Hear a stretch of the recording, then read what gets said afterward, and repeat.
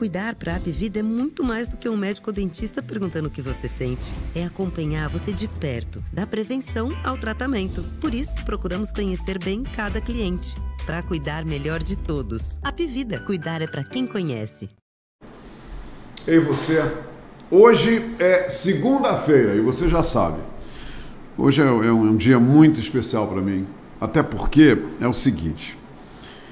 Eu adoro a segunda-feira, porque na segunda-feira eu tenho a certeza que ao chegar aqui, frente a frente com uma personalidade, um grande protagonista, né, dos negócios aqui na cidade de Manaus, eu tenho certeza que vai valer a pena e que a segunda-feira está me dizendo, vamos fazer tudo novamente, tudo, vamos fazer tudo outra vez. E lógico, né, o grande norte de tudo para mim na segunda-feira são as lições aprendidas na semana passada. E hoje eu trago uma pessoa para conversar com a gente, que é o Marcelo Pereira. O Marcelo Pereira é um protagonista da Superintendência da Zona Franca de Manaus, a Suframa.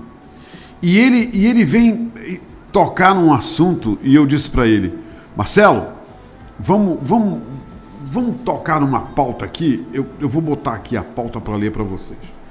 Eu disse, Marcelo, vamos pegar essa pauta que eu pesquei na internet, para que a gente possa discutir contigo, que é um especialista, discutir contigo, meu caro, a questão de por que lá no estado de Rondônia, a matéria-prima regional foi o tema mais demandado no estande da Suframa, na feira realizada lá em Rondônia. E olha só, a feira é o seguinte, é a 9ª Rondônia Rural Show Internacional. Essa feira, lá em Rondônia, ela teve uma movimentação, né? 1 bilhão de reais em negócios. Vocês já imaginaram um negócio desse? É uma feira que o Marcelo vai confirmar para a gente. É uma feira agropecuária, agora só que tem como foco central a matéria-prima regional. Antes de começar a entrevista aqui, o Marcelo me falou uma coisa muito interessante. Ele me disse que, quando ele estava desenvolvendo a tese dele, ele conversou com os capitães lá, os comandantes dos nossos barcos regionais aqui na cidade de Manaus. Existem mais de 500 barcos que saem daqui todo dia para algum lugar na Amazônia. Algumas das viagens duram um mês, tá ali, ó, sem parar. Vocês nem imaginam, vocês que nunca vieram aqui, as distâncias que nós temos aqui. Você pode pegar um avião, um jato e voar 3 horas sem sair do estado do Amazonas, num avião a jato, tá? Sem sair do território amazonense, para você ter uma ideia.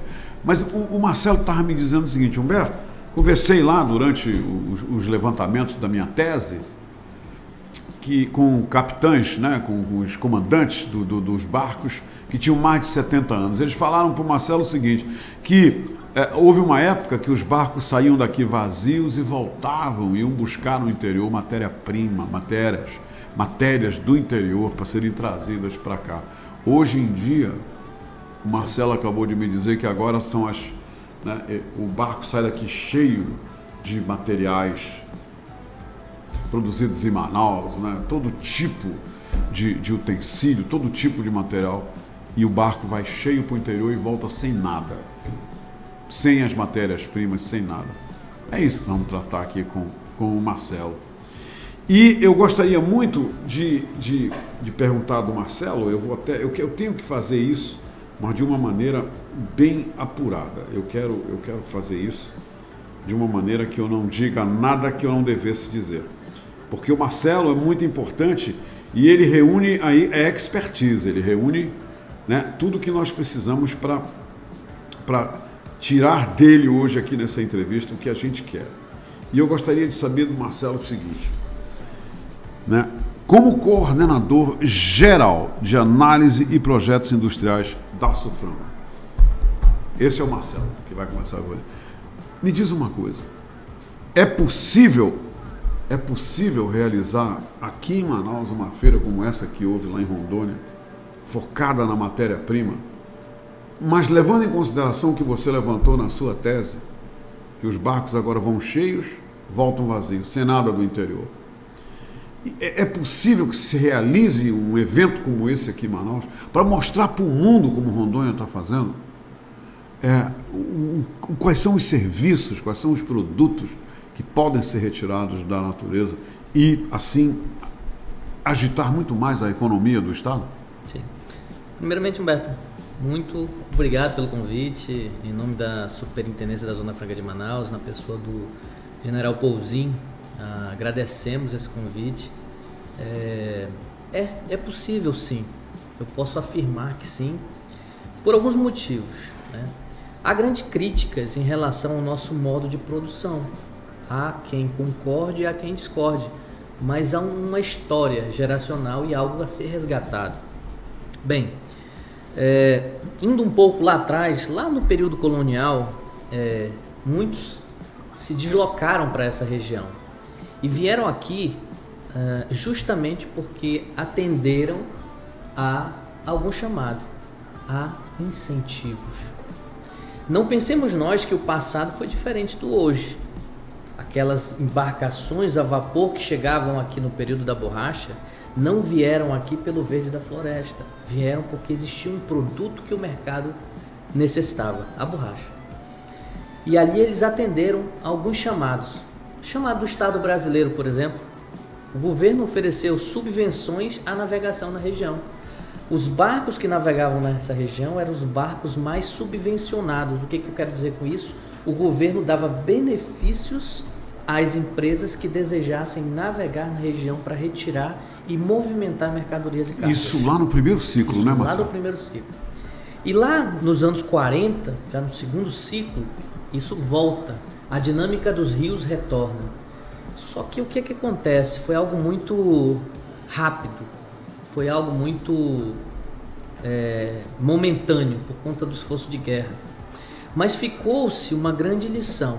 A lição é um dos princípios da economia. As pessoas reagem a incentivos. As pessoas reagem a incentivos. Quando eu falo pessoas, eu falo pessoas, empresas, a tudo aquilo que é uma demanda social e econômica. E aí ficou uma herança para a gente lá em 1946, com a Constituição da República dos Estados Unidos do Brasil, era assim que o Brasil se chamava à época, na Constituição de 46. 3% de todas as rendas da República seriam destinadas para a valorização econômica da Amazônia. Surgiu então a Superintendência do Plano de Valorização Econômica, que hoje é a Sudam, que focou muito seus esforços na parte oriental da Amazônia. E surge em 1957 um modelo de benefício fiscal para justamente atrair pessoas e investimentos para a região. Surge a Amazônia, a Superintendência da Zona Franca de Manaus, em 67, que começa a trabalhar todo esse modelo. E aí eu queria fazer um pequeno resgate para você entender como é que funcionou isso. Lá atrás, existiam 3 grandes vetores econômicos, tá? Se fala muito em matriz econômica. Vamos mudar a matriz econômica. A matriz está dada desde o período colonial. Vivemos numa região remota do globo, onde para os negócios acontecerem é necessário ter vantagens. Ninguém vai para um lugar ou para outro sem ter vantagens. Provavelmente teus descendentes, meus descendentes, eu nem sei qual é a sua descendência, mas vieram para cá chamando algum apelo econômico ou social, e aqui chegaram. Surge o distrito agropecuário da Suframa, o distrito industrial e o comércio, que sempre foi um grande motor da nossa economia. E eles, por um grande período, anos 70, anos 80, caminharam lado a lado de forma pujante. Surgiu-se, no período dessa história, algumas instituições, por exemplo, para dar apoio à Superintendência da Zona Franca de Manaus, que eu creio que você deve recordar. A FUCAP foi dar suporte à Superintendência da Zona Franca de Manaus em termos tecnológicos. A FUCADA foi dar suporte no Distrito Agropecuário da Suframa. E a FUCOMIS, que deu origem ao centro comercial chamado Secomis. E ali está um pouco do resgate dessa nossa dinâmica.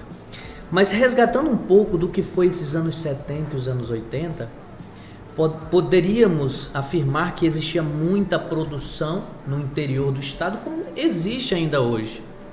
Mas essa produção está muito pulverizada, está faltando uma certa organização e talvez tu tenha muitas E ela pautas. pode estar também empírica ainda?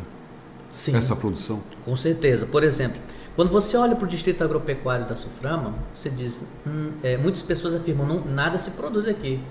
Mas se você mergulhar nos ramais da ZF, você vai ver o tanto de produção que existe ali dentro e que é escoado para essa região. Mas se um pouco lá, naquela tradição rural de Rondônia, nós podemos olhar um pouco desse nono Rondônia Rural Show e observar que o estado de Rondônia ele está vocacionado para a agricultura e pecuária, se você pegar a pauta de produção daquele estado. E eles estão aproveitando isso para atrair novos investimentos. A Superintendência da Zona Franca de Manaus, ela tem 3 marcos regulatórios bem definidos, que ela concede benefícios fiscais para você industrializar o que é in natura. Por exemplo, quando se fala em pauta de exportação brasileira, nós estamos falando que boa parte do agronegócio brasileiro está sendo exportado. Ou seja, nós estamos produzindo in natura, exportando in natura, e muitas vezes esse produto com agregação de valor está vindo do exterior e nós estamos pagando mais caro por ele. O que é a pauta que a Suframa foi defender lá? Foi uma pauta justamente de transformar o natural, o in natura, para um produto industrializado. Lá em Rondônia. Lá em Rondônia. Mas o que acontece? O benefício fiscal, ele atende Rondônia, Roraima, Amazonas, Acre, Amapá. Então você tem 5 estados que fazem usufruto desse benefício fiscal. Aqui na Zona Franca de Manaus nós temos algumas iniciativas para a produção industrial a partir de matéria-prima regional. Por exemplo, quando você pega a mandioca, por exemplo, a mandioca, se você for utilizar a mandioca, você paga 0 de IPI, logo o benefício fiscal é nulo, porque já é 0, então você não teria benefício fiscal. Mas se uma indústria que produz shampoos a partir da mandioca, que nós temos alguns exemplos, ela paga 35% de IPI nesse produto industrializado. Olha que maravilha. Um produto com matéria-prima regional tem a sua alíquota zerada, o shampoo, alíquota zerada, porque utiliza a matéria-prima regional. Nós temos 3 tipos de agregação de valor na matéria-prima regional e a Suframa utiliza para os seus métodos de análise. Primeiro, absoluta. Se aquela matéria-prima tem mais de 50% de matéria-prima regional, então aquele produto industrializado ele recebe um selo Amazônia de preponderância absoluta. Nós temos uma segunda tipo de enquadramento de projeto industrial que é relativo. Vamos imaginar um projeto industrial de produto in natura transformado em produto industrializado, agregação de valor. E a partir daquela agregação de valor, ele não tem a maior parte dele de matéria-prima regional, mas separando as partes daquele produto, você pega a matéria-prima regional e percebe que ela, relativamente em relação às outras, ela é muito superior. Então recebe o selo de agregação relativo. Mas nós temos um terceiro que talvez seja um dos nossos grandes desafios, e aí está um pouco daquilo que é investido hoje em ciência e tecnologia, até pelo Centro de Biotecnologia da Amazônia hoje, que é o grau de importância. Quer um exemplo? Batom de cacau. Quanto de cacau tem num batom de cacau? 0,5%, 1%. Mas sem aquele 0,5% e 1%, ele deixa de ter as propriedades do batom de cacau. Sim. Então, nós estamos lidando com muita matéria-prima existente no estado do Amazonas, onde existem princípios ativos e funções deste produto em qualquer outro produto industrializado, e que ele pode agregar muito valor. Uma saca de açaí de 80 quilos custa o quê? 280, 300 reais. Mas esse mesmo açaí liofilizado, 8 quilos, custa $500. Me diz uma coisa, Marcelo, eu te ouvi com muita atenção. A opinião que eu tenho sobre o interior e a cidade. Todas as cidades que eu conheci mundo afora e no Brasil, que tem um interior forte, são cidades pujantes. Por que com tudo isso que você está dizendo, que é fato, é realmente Essa questão da matéria-prima no estado do Amazonas é indiscutível. Agora, por quê? Nós sabemos, o saco de açaí, R$280, etc, mas aí, passando para um outro estágio, vai custar muito mais, vai trazer muito mais rendimento econômico. Por que o interior do Amazonas parece andar numa esteira? Não desenvolve, não vai para frente. Eu fui no interior uma vez, voltei 15 anos depois, e a impressão que eu tive era que eu tinha estado lá no fim de semana passado. Por que a gente não sente no interior do estado, apesar de todo esse manancial, né, enorme de matéria-prima, a gente não nota desenvolvimento? Por que o açaí ou qualquer matéria-prima não é colhida lá e processada no interior, criando empregos no interior e tudo mais? Por que tudo tem que ser trazido para Manaus, para ser feito aqui, para desenvolver em Manaus, e no interior fica só aquele camarada que, para encerrar, e você sabe disso, eu estou falando muito mais para quem não mora em Manaus, na época da melancia, dá raiva, lá nas vicinais de Iranduba, nas vicinais de Manacapuru, eu vi isso, as melancias fazendo pilhas e mais pilhas à margem da estrada, e o camarada dizendo, me dá R$100, leva tudo. Aí chega um cara lá com R$200 e ele compra um monte de melancias por R$200. Traz aqui para a feira e vende cada uma R$15. Quer dizer, por que isso continua acontecendo, Marcelo? Presenciei isso muitas vezes durante... Então isso é fato, você concorda? É fato. Só que existe uma explicação bem lógica para isso, Humberto. A questão de mercado, ela é uma questão onde ela precisa de toda uma racionalidade. O agricultor, o desejo dele não é ser comerciante. O produtor, o desejo ele quer produzir e entregar, isso, não é vender. Ele quer produzir, ele não tem expertise do comércio. Claro, toda regra tem sua exceção, tá? Ele não domina toda essa cadeia. O que se percebe muito, principalmente aqui no Amazonas, nós temos já um fator que ele é muito limitador. Nós estamos na porção do planeta mais enervada por rios. Logo, o custo logístico de se operar numa região como a nossa, ela é muito alta. Tá? O segundo ponto é que a infraestrutura necessária para a comercialização nós não temos muitas vezes. E aí eu vou te dar um exemplo, a própria melancia. Estive ali, e não é longe, antes de inaugurarem a ponte, estava ali no Bela Vista, perto de Manacapuru, você conhece?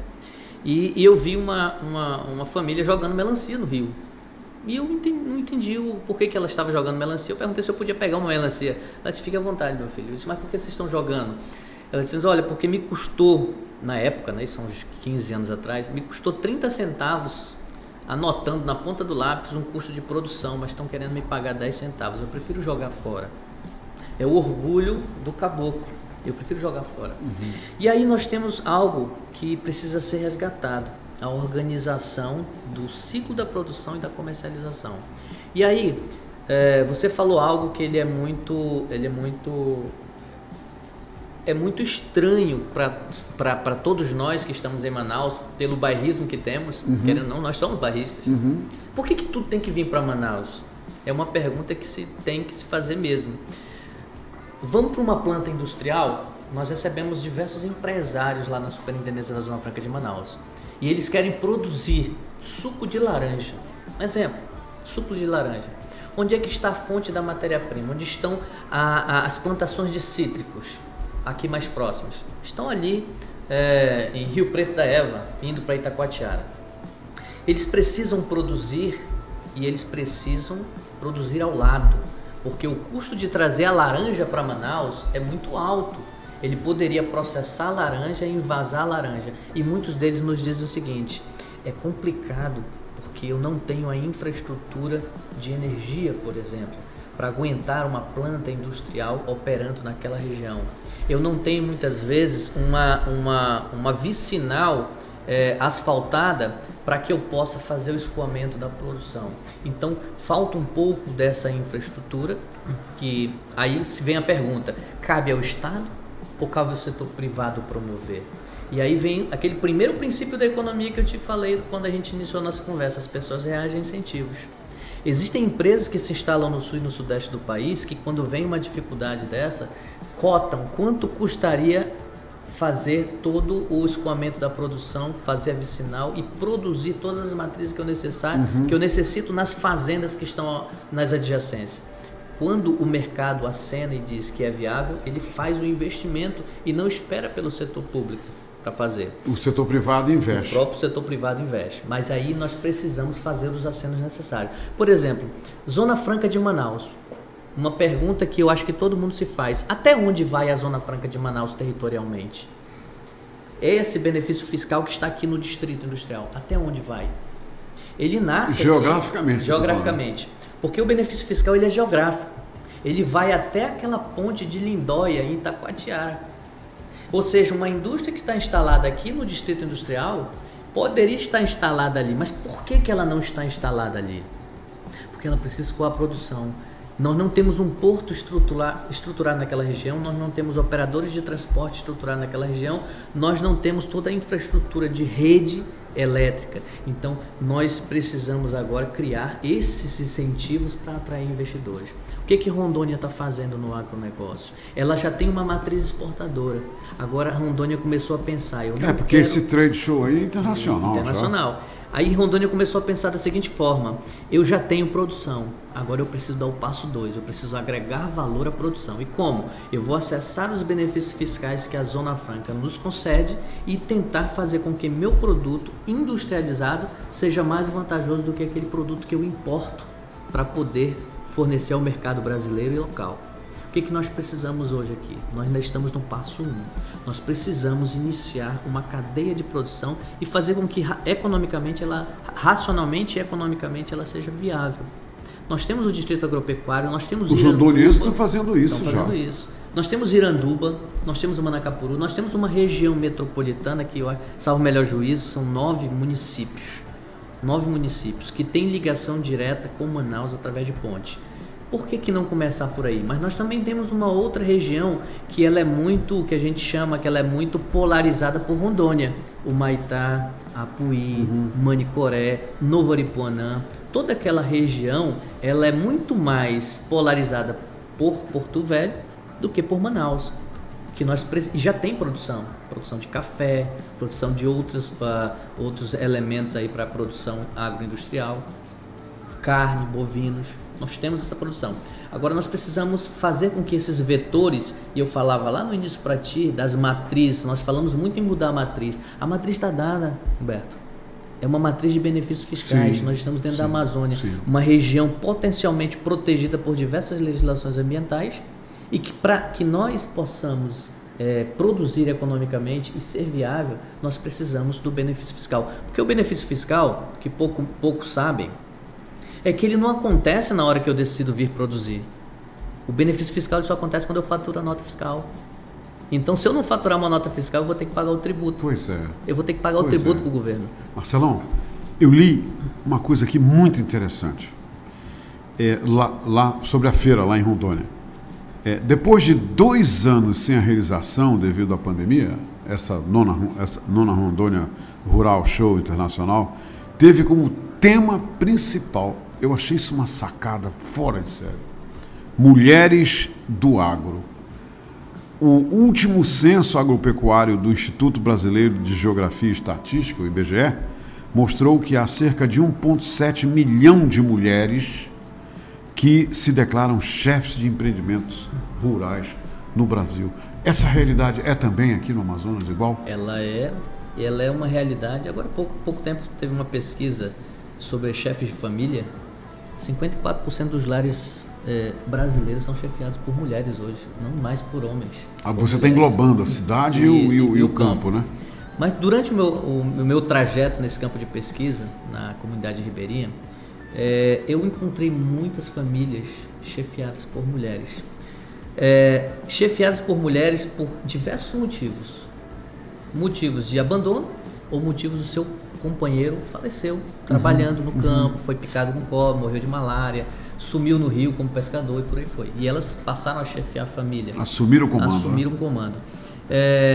boa parte da mão de obra hoje é empregada no campo. Antigamente se fazia aquela tradição judaica, né? Quando nascia um homem se festejava, né? Porque era força de trabalho para o campo. Hoje, por exemplo, não se faz distinção no campo. Claro que há toda uma diferença de trabalhos a serem adotados no campo rural, mas a boa parte são mulheres que estão ali semeando, plantando, coletando. E você ver as feiras de Manaus, normalmente quem está nas feiras liderando ali a banca, muitas vezes é uma agricultora que vem do campo e ela faz aquilo que eu acho que não é o ideal. Minha dissertação de mestrado foi sobre isso, as estratégias de escoamento de produção da microrregião de Manaus para Manaus. E a maior parte daqueles que foram entrevistados por mim me disseram isso que eu vou te dizer agora. Eu não gostaria de estar na feira, eu queria estar lá produzindo, mas eu estou tendo que vir vender a minha produção. Olha só. Boa parte dos agricultores, dos produtores rurais, eles querem produzir. Eles querem ferramentas para produzir, formas de produzir, mas muitas vezes eles têm que deixar e vir para cá, para a cidade, para vender. Então a gente acabou centralizando, e aí a pergunta que você fez lá no início, por que tudo tem que vir para Manaus? Por que a gente tem que trabalhar racionalmente essa divisão do trabalho efetivamente, daquilo que é produção, daquilo que é escoamento e daquilo que é comercialização? E se tu parar para pensar, quando a gente divide bem isso, a gente gera emprego. Porque aquele cara do campo, ele não vira um escoador, um transportador logístico, ele não tem que ter uma caminhonetinha de grande capacidade para trazer a sua produção, porque haverá um prestador de serviço e vai estar empregando. E quando chegar aqui, ele não vai precisar estar na banca da feira, porque ele pode estar, ele tem um feirante que já trabalha com isso. Ou seja, se a gente souber realmente fazer com que as ceasas lá no sul e no sudeste fazem, muitas vezes quem está na ceasa não é o produtor, é o comerciante. E aqui na ceasa nossa ainda existem produtores vendendo. Ainda existem produtores vendendo. Marcelo, me diz uma coisa.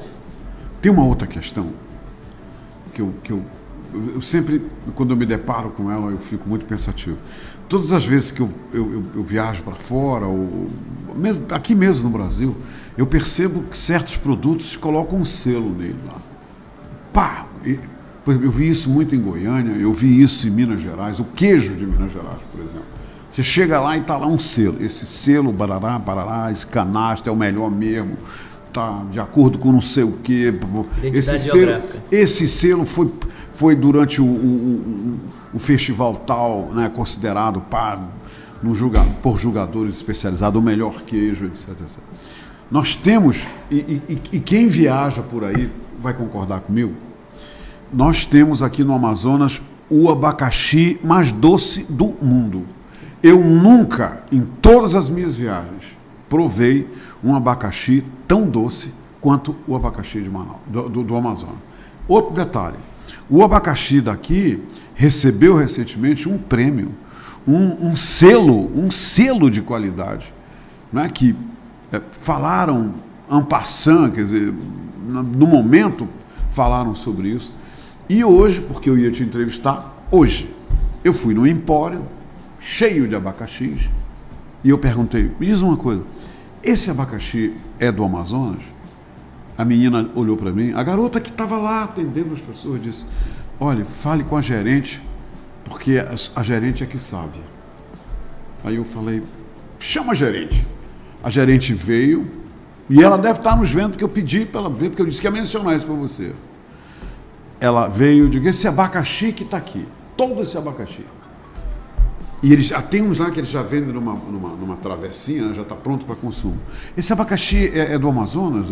Veio de algum município do Amazonas? Ela disse, olha, eu vou perguntar do cara, mas eu sei que é daqui sim, eu só não sei te dizer de onde é, mas eu sei que é daqui, porque ele vem, ele entrega, e é daqui. Você vê um abacaxi que ganha um selo, um abacaxi que é o mais doce do mundo, o mais gostoso. Turistas se encantam com o abacaxi do Amazonas. A gente chega para comprar, os funcionários não sabem desse selo, ninguém sabe que ali tem qualidade reconhecida, o gerente diz que não sabe, porque isso poderia ser um ponto de venda, isso poderia ser um apelo de venda comercial, mas ninguém usa isso aqui, quer dizer, isso é complicado, não é, Marcelo? Dentro que você acha Dentro da disso? ciência, a gente chama isso de identidade geográfica. Né? Sim. A Zona Franca de Manaus já produziu algumas identidades geográficas. Por exemplo, produzido no Polo Industrial de Manaus. Você chega em qualquer lugar, você olha e está escrito. Está escrito. Produzido no Polo Industrial de Manaus. Os vinhos têm isso muito, né?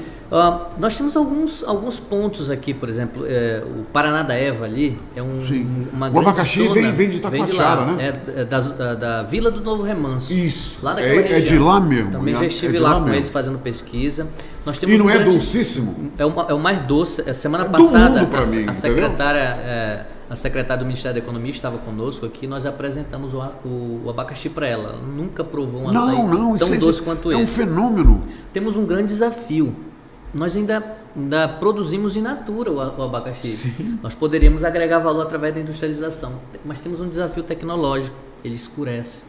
Nós temos que desenvolver um método para ele não escurecer, para poder ser exportado. Olha só. Né? O suco escurece? É, o suco e a polpa dele. E a polpa, né? E perde qualidade.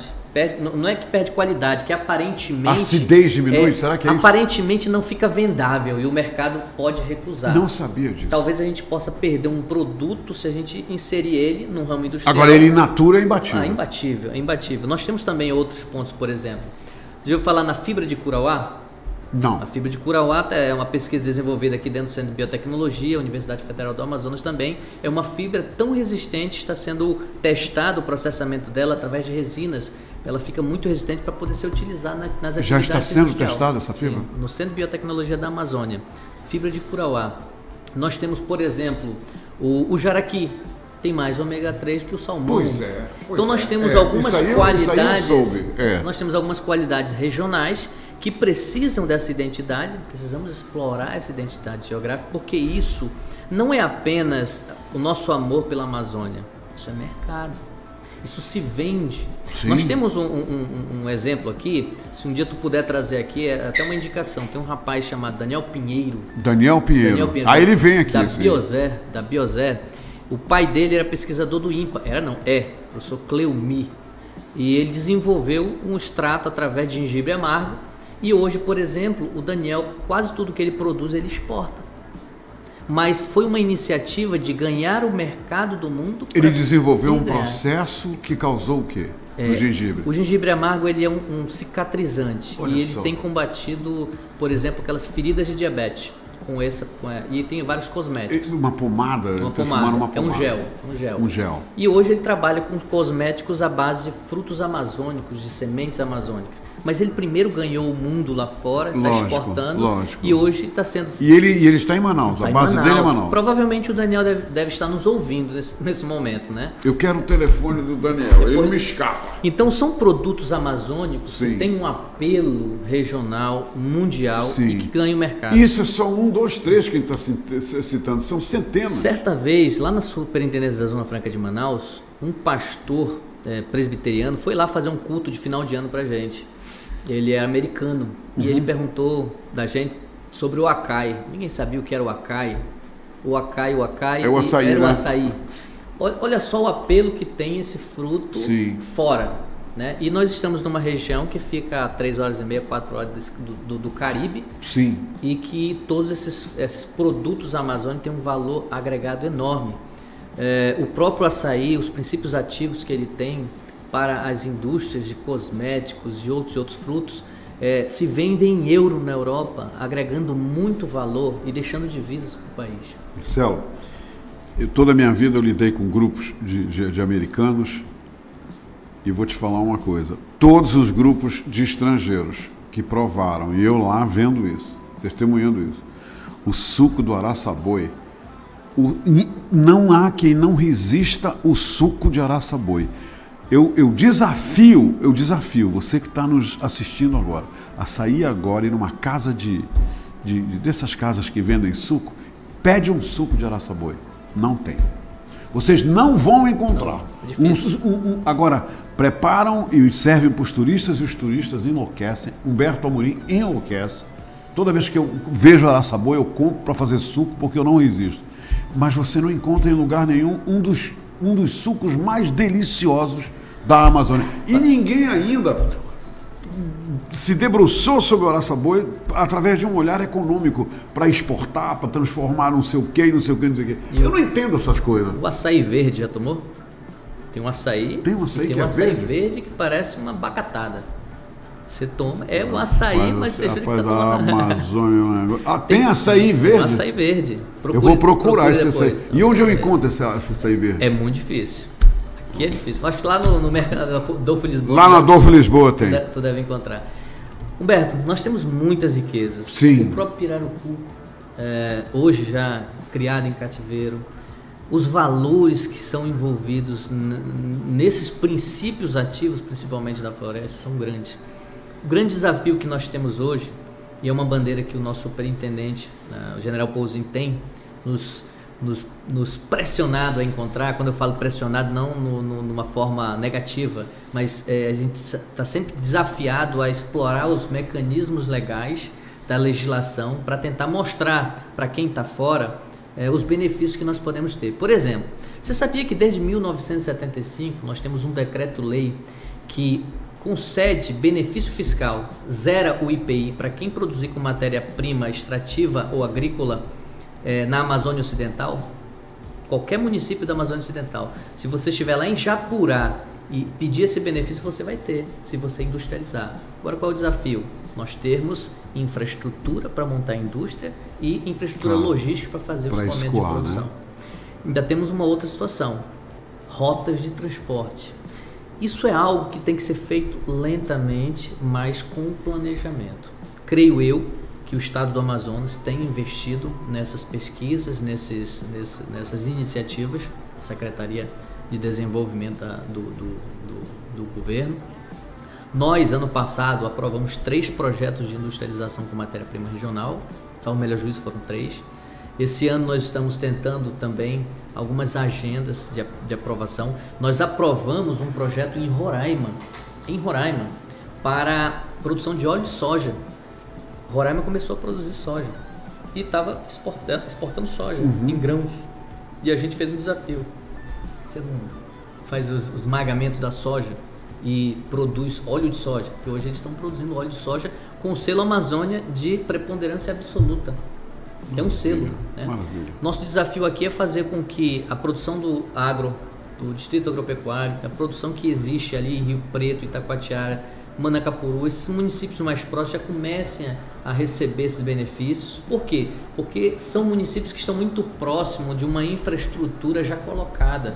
É mais difícil para os municípios que estão fora, sim, mas se a gente não conseguir fazer pelo menos ao redor, a gente não vai conseguir espraiar isso. Eu concordo. Então a gente precisa iniciar. A gente só consegue correr se a gente der o primeiro passo. Então a gente está tentando dar os primeiros passos. Rondônia já deu vários passos no agro e natura. Agora eles estão começando a engatinhar na industrialização. Eles estão botando para quebrar, hein? Estão começando. Estão botando para iniciando. Quebrar. Gente, eu conversei aqui com o Marcelo Souza Pereira. Ele é o nosso coordenador geral de análise de projetos industriais na Suframa. Leve as minhas melhores recomendações para o general Pouzin, para todos aqueles que estão desenhando com você a Suframa, e eu sei que vocês não estão medindo nem empenho nem desempenho para que o interior do estado tenha uma explosão no que se refere logicamente ao trato rural porque o que acontece com a área industrial, eu recebi o relatório agora que o general me mandou sobre o primeiro trimestre de 2022, é digno de aplauso. Então, muito obrigado pela entrevista, obrigado por ter vindo aqui, e foi uma conversa muito agradável e muito instrutiva para muita gente. Muito obrigado. Humberto, eu que agradeço a oportunidade de lhe conhecer pessoalmente, já lhe conhecia dos programas do Jazz, e em nome do superintendente a gente agradece. O Suframa fica à disposição, está de portas abertas para recebê-los. Nós estamos a partir de 8 da manhã aberto até às 17 horas. Aqueles que tenham dúvida podem ir, podem acessar a nossa página. Isso que eu falei hoje para vocês, aí eu falo para os seus espectadores aqui do canal. Nós temos uma aba chamada Seminários e Eventos no site da Suframa, onde nós temos mais de 5 horas de treinamento só para isso. Que Contadores, legal. empresários, agricultores que queiram assistir, tá lá, tá em vídeo também. São janelas de oportunidade. São janelas de né? oportunidade. E nós estamos lá à disposição. Chegando lá, se você não souber por onde começar o seu projeto industrial, nos procure e nos busque, a gente vai dar a melhor orientação para vocês. Obrigado, Marcelo. Obrigado mesmo. Foi um prazer te conhecer também pessoalmente, tá? Minha gente, por hoje é só. Amanhã a gente vai estar de volta. E o assunto amanhã é muito interessante. Imagina, Marcelo, você já estar com o dinheiro já foi repassado, tá lá na conta, mas o que deve acontecer, eu estou falando da coisa pública, o que deve ser feito com esse dinheiro não está acontecendo. Amanhã a gente vai saber por quê. Tá bom? A pessoa responsável que já está com o dinheiro vai contar uma história muito interessante para a gente. Tá? Até amanhã.